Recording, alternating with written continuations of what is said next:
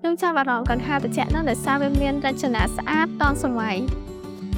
ផ្ដោតសំណើមនិងភាពត្រជាក់ដល់ខ្ញុំគ្រប់ពេល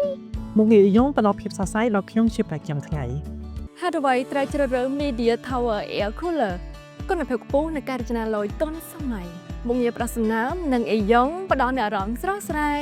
មានតេឡេវិទ្យាពីចម្ងាយនិងងាយស្រួលប្រើប្រាស់ការប្រើប្រាស់ថាមពលតិចនិងការសន្សំសំចៃថាមពលគេស្ដាក់គ្រប់ទីតាំងនិងគ្រប់កន្លែងនៅក្នុងផ្ទះរបស់លោកអ្នក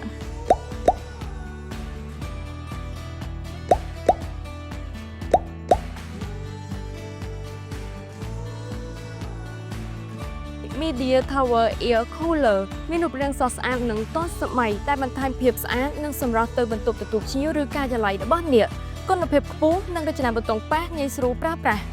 បញ្ជាដោយប៊ូតុងប៉ះនិងមានតេឡេបញ្ជាពីចម្ងាយអ្នកអាចបើកបិទនិងកំណត់មុខងារផ្សេងៗបានយ៉ាងងាយស្រួលកំណត់ល្បឿនខ្យល់បាន3កម្រិតទាបមធ្យមខ្ពស់ដើម្បីឲ្យសមស្របតម្រូវការរបស់អ្នកមុខងារបញ្ចេញខ្យល់3របៀបខ្យល់សម្រាប់ទារកខ្យល់ស្រទន់មិនប៉ះពាល់ដល់សុខភាពខ្យល់ស្ងប់ស្ងាត់ល្អសម្រាប់ពេលគេងឬការងារដែលត្រូវការភាពស្ងប់ស្ងាត់ខ្យល់ធម្មតាផ្ដល់ខ្យល់ត្រជាក់ធម្មតាមុខងារផ្ដល់សំណើមបន្ថែមសំណើមក្នុងបរិយាកាសដើម្បីទប់ស្កាត់ស្បែកស្ងួតនិងផ្ដល់អារម្មណ៍ត្រជាក់ស្រស់ស្រាយមុខងារអ៊ីយ៉ុងបំបត្តិធូលីបាក់តេរីនិងកម្ចាត់ក្លិនមិនល្អ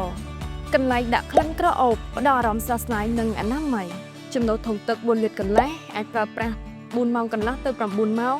យោងទៅតាមល្បឿនខ្យល់និងបរិយាកាសកំណត់ម៉ោងរហូតបានដល់7ម៉ោងដើម្បីបិទឲ្យស្វ័យប្រវត្តិថាមពលប្រើប្រាស់ទាប55វ៉ាត់ជួយសន្សំសំចៃថាមពលមានដុំជែល2ដុំដើម្បីបង្កើនភាពត្រជាក់និងមានប្រសិទ្ធភាព